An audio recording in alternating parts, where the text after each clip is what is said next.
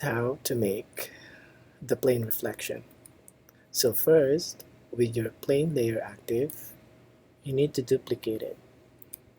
That means you need to click on the layer, right click on your layer and go to duplicate, and then just rename it plane 2 or plane reflection, and then Control T or Command T to drag that down.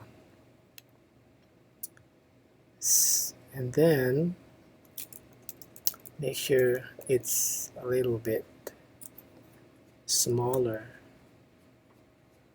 than the original.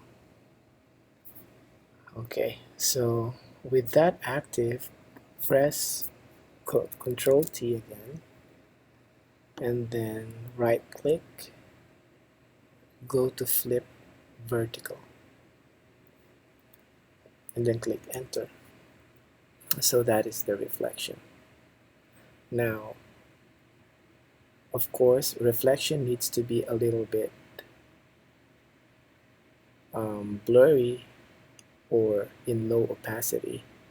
So you can just lower the opacity of your plane 2 layer and then go to filter, go to blur, and add a Gaussian blur, or I think motion blur will be more effective.